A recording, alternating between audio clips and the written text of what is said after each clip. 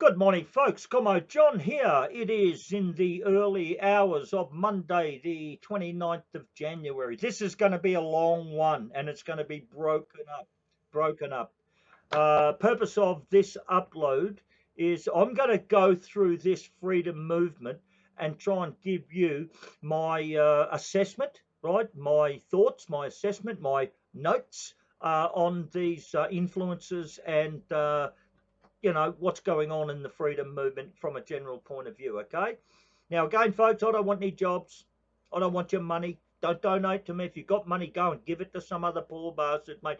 Don't even think about me. Not interested in your money. I don't want you to vote for me. I'm not standing for nothing and never will. I'll make this point.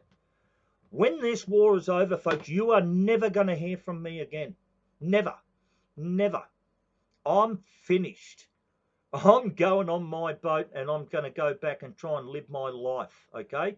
I'm going to go and try and find my family and see what the fuck they're doing. I haven't seen them for 11 years.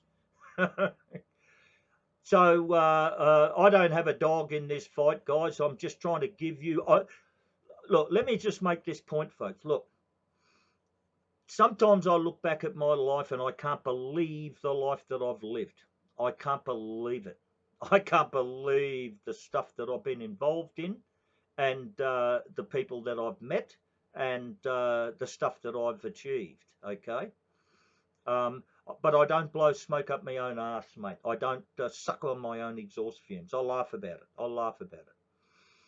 I don't want to influence anyone out there, mate. I just don't, okay? You guys make your own minds up. I've only ever asked to be allowed to participate in the national conversation, and there's a lot of people out there that don't want me to do that. They do not want me to do that. Now, I'm surprised by that, quite frankly, because I'm the last of the Mohicans, baby. I am the very, very last of the fully made communist in this country. I'm probably one of the last remaining connections going back through to the first industrial revolution. My old union, the Federated Engine Drivers and Firemen's Association, and all of the history that belongs there. That union was over 100 years old in its own right, okay? I've offered my services to the Australian people, no strings attached. I've never asked for 1 cent. I've gone out and done quite a lot of volunteer work. I've never asked for one and never will. Never will. Yes, people have bought me the odd pie and peas, and some people have bought me a dinner, and I've been very grateful for that hospitality, but that's the level of my financial interest in this movement, okay? So tonight I'm going to try and break things up for you, because after now 4 years now since Corona, right? Okay, now that you can look backwards and you can now see things clearly. Very hard in the heat of the battle, but now you can look back and you can sort of suss things out and put things in place. So I'm one by one, I'm going to go through and give you my notes, right, and let you know, right, my views on this. Now, if you don't accept them, you don't accept them. Turn it off. Turn it off, mate. Just flick me, you know. I mean, if people don't want to have a conversation with me, that's fine by me. If I get told by enough people to shut my mouth and fuck off, I will. I will. I've told you why you're in the shit you're in, mate, because you don't listen to old comms when we try and warn you about things. You just don't want to listen. Okay, and that's fine. I get that. We are not nice people. But I'm going to give it to you tonight, mate. You watch. You watch. It's going to be raw and unplugged. I'm not going to fuck around with these people, mate. I'm going to go through and tell you and give you my assessment, my critique. Okay, first one is going to be the Voice of Freedom and Carl Leibold. He done an upload the other night, and he fucking blew me away with some stuff. But I'm going to go through and give you my critique of quite a few of these people. More coming. Stay tuned. I also want to talk about our politicians that represent us in that place in Canberra. Now, I don't think there's a great deal of secrecy to my position when it comes to politicians in general. I am not really happy with them. But I don't think anybody is, unless they have a vested interest in the politician. Now, I have tarred all politicians with the same brush. I have a number of brushes to tar them with. Not all of them are corrupt. I don't believe that all of them are corrupt. I believe all of them are in a corrupt system and they're doing the best that they can. And so, in reflecting on how I've been dealing with our Australian representative politicians, I've found myself to come up wanting, even by Ricardo's measure. People think that, I'm not, I hate Ricardo. Nothing of the sort. Nothing of the sort. Ricardo has guided a lot in the early days of what the Voice of Freedom has become, guided in the fact that I was attracted to what he was saying, as many people were, and I wanted to hear more of it. And I had the ability to give him a platform, hopefully, to share with you, which worked. Now, we didn't have to hold hands and dance our way up the hill together, as Ricardo pointed out. We are all fighting our way up the same hill. We don't all have to line up behind him and run up his particular trail, and many of us are forging our own way up that hill.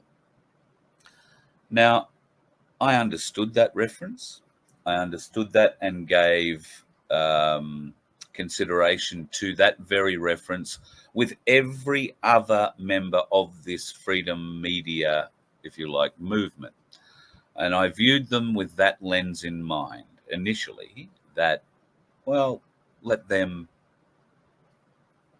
do what they're going to do. I'm going to do what I'm going to do. Unfortunately, we've had a number of groups that I do not believe are for the people. I believe that they are going to usurp us at the earliest opportunity. And sadly, it seems that there are some of those groups coming back into play. So in the freedom movement, I am going to still continue to mention things that I feel are wrong or that you should be alerted to, because maybe you're not viewing it through the lens that I am. And I'll give you one example. Christian Mack being invited back into the movement via Graham Hood and Lardner. Welcoming him back in, all is forgiven. Oh, it can be a bit hard. You've had a break, isn't it good? Maybe you think that's the right thing to do. I'm afraid I don't.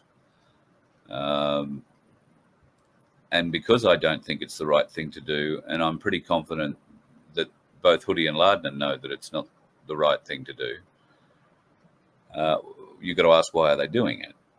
So these are questions I haven't really dedicated much thought to recently.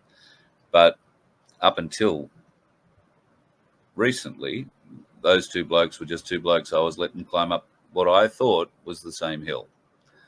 But I don't think we're climbing the same hill, not when you're inviting that bloke back in. So that's just one point. The hill that I do think we are climbing, even though it may have a couple of stages to it, I think is being climbed by Senators Roberts, Antic, and Rennick. I haven't, and I apologise to these senators in particular, because I have singled them out and I've called them names, which is very immature of me and very unprofessional of me. So once again, I apologise to you for letting you down in that regard, for showing that unprofessionalism, for showing my personal bias, which has taken me some reflection to see clearly. But it is personal bias, and that's not something I want to bring to you with our politicians. I do believe Malcolm Roberts, in particular, I'll single him out for a personal apology, because I have been scathing at times on him, as I have been on Senator Rennick.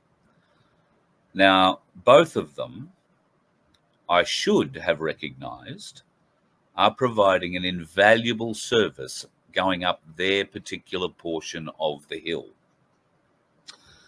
That particular portion of the hill that they are climbing is going to be very important to every one of us when we come back down that hill, when we own the hill and we can freely travel anywhere we like on the hill. The ground that they are ploughing currently up the hill from their particular perspective is giving us a legal basis going forward to prosecute the government. When Senator Roberts stands in that place, that empty place, where there is a speaker, probably the other independents, and maybe, if you're lucky, one or two of the Liberal or Labor Party bothered to turn up, the rest of it are the public servants, the bureaucrats there to administer the Senate. I get particularly incensed that there is no one listening to the truths and the evidence that Malcolm Roberts presents at practically every time he stands up. I'm sorry that I have criticised him, saying that he's not doing enough. I sincerely mean it. He's doing exactly what is required, because even though none of those arrogant bastards from the Labor or the Liberal Party will ordain to bother sitting in the House and listening to those speeches, every word of what Malcolm Roberts is saying, or Senator Rennick, or Senator Antic, is going into Hansard. It cannot be disputed. It is in Hansard. So, whoop-wah, isn't that wonderful? Well, it is, if you're going to have to do some prosecuting, and you may have a judge that is actually interested in justice rather than a brown paper bag or his next appointment upon retirement. Because Hansard provides a legal framework. Hansard cannot be denied. The government cannot say, oh, we weren't told about this or that or the other, particularly when it comes to the jibbity jab, because Senator Roberts, Senator Rennick, and Senator Antic are all pushing the facts. They are all putting it down on the record for the people, so that when the time comes and we have the ability to prosecute, the government cannot deny. The government can't say, oh, we didn't know. And more particularly, the people in the government responsible for those decisions cannot say, oh, we didn't know. The bureaucrats cannot dodge it. So I apologise to those three senators in particular, and I probably owe Pauline Hanson a bit of an apology as well, although I can't exactly remember for what, but I'm sure I've probably said something along the way. And I do sincerely mean that apology. I think it's important, very important work that they are doing. And through my own personal bias just against bloody useless politicians in general, I'm sick of the lies, I'm sick of the whatever. I've tarred them with a brush that they had no business being tarred with. I'm not saying carte blanche, they're all doing a wonderful thing and everything. There are questions that need answers, and those senators need to provide those answers, but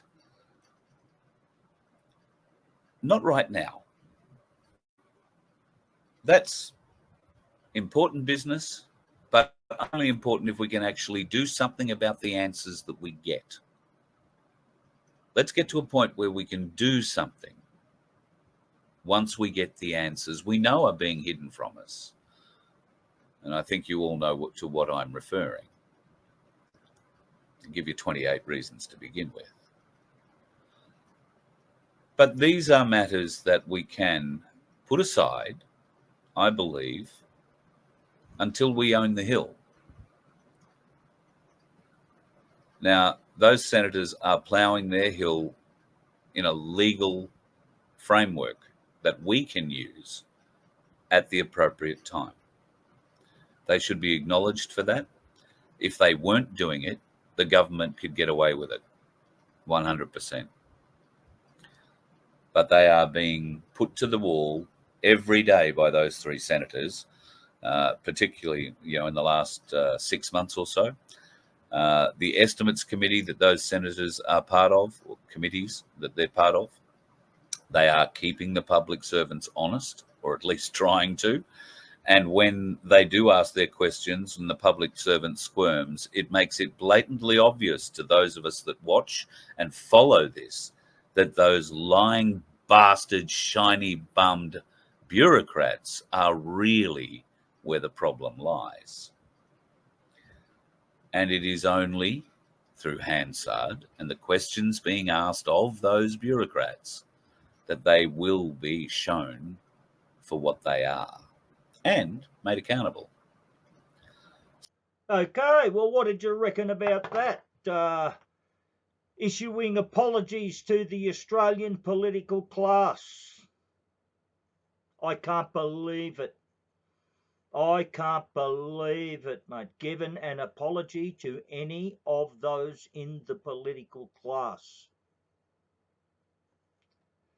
Look, I'll tell you now, mate. I'll tell you now. Julian Assange said this. Julian Assange says when the truth comes out, 99% of all of these politicians, mate, are going to end up in fucking jail.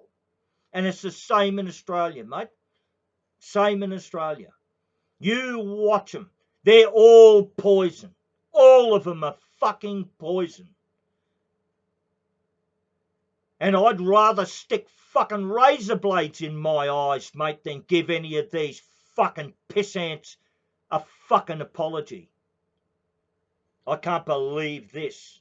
I can't believe this, fucking Carl. My goodness. You're showing your fucking colours now. Now, I want to cut a little bit of slack. I want to go and just say a couple of things, right? One, Pauline Hanson and Malcolm Roberts. Now, look, I'm aware, we are all aware, that at Trump's inauguration, he's swearing in that event in America going back 6 years ago, Malcolm Roberts got an invitation to go to that inauguration. Now, he couldn't go because he was ill. He had a medical problem, a genuine medical problem. He could not go. One of his advisors used to work in the Trump camp. I know whether you know that. Now, that invitation then was asked of Pauline Hanson.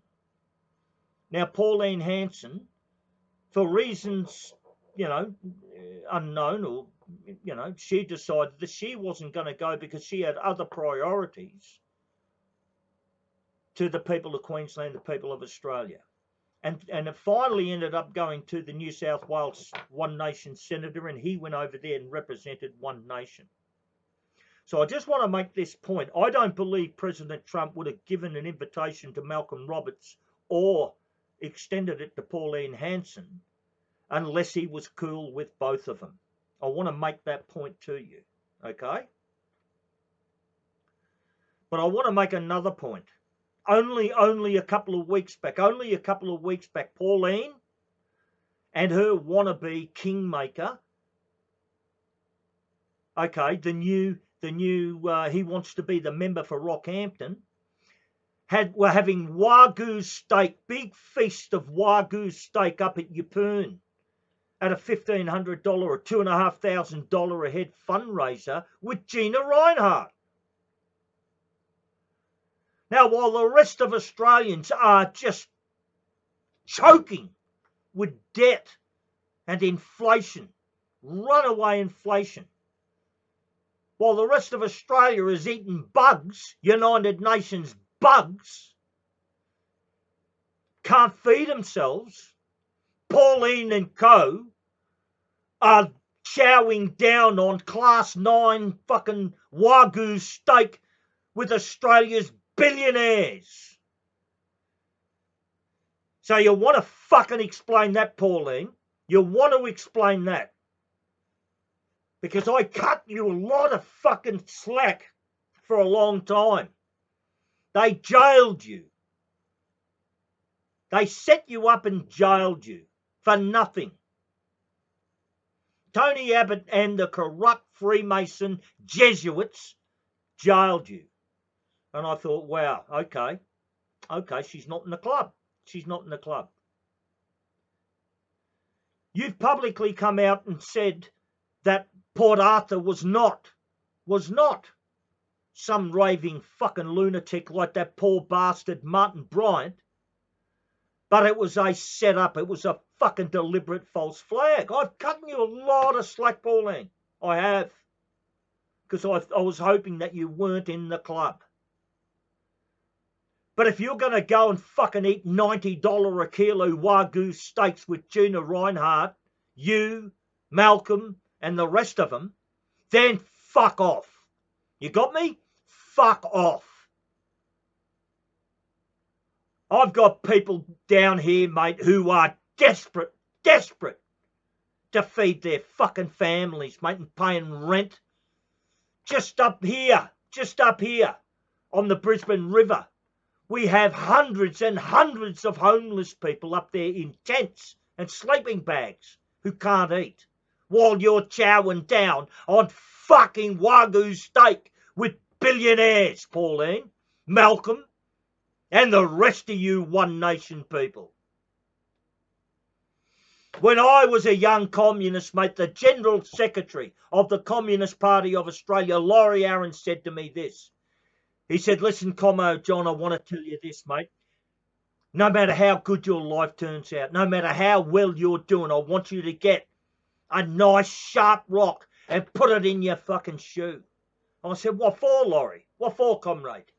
He said, to remind you every day, mate, just how hard the road is that every other poor bastard's walking on, mate. Don't ever forget where you come from. Don't ever forget your class, the working class. And I've never forgotten them. Ever. Ever. You're straying, Pauline. You are straying. You're hanging out with the big end of town. And they're wowing you. It's not going to cut any fucking mustard. You've not mentioned the pedophiles at 28. And there's a few other bloody serious issues going on. But I'm trying to cut you some slack. But insofar as Antic and Babbitt and these other clowns, they can get fucked. They can piss off. They're trying to ride the freedom movement, baby. They're trying to ride the freedom movement. Cash in, mate. So listen, Carl, let me go through a few other things about needing these fucking pissants. They are not needed, brother. None. We don't need them for nothing. Nothing. Every single scrap of evidence is already being collected. Every text message, every email, every phone call, all their movements. The NSA in America has everything. Everything. They don't need fucking Hansard. They need nothing. And insofar as, prosecuting them, going before a judge, are you insane? Are you fucking insane? All of these courts, all of them, and every judge, all of them are Freemasons. All of them are child rapists. All of them are compromised.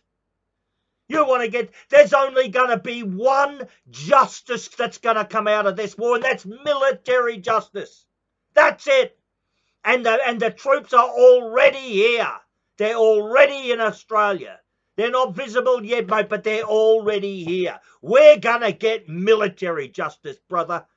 We ain't going to be fucking getting justice out of none of these other shit courts. These poison, irrelevant, unconstitutional, corrupt courts and corrupt judges. And they're not needed.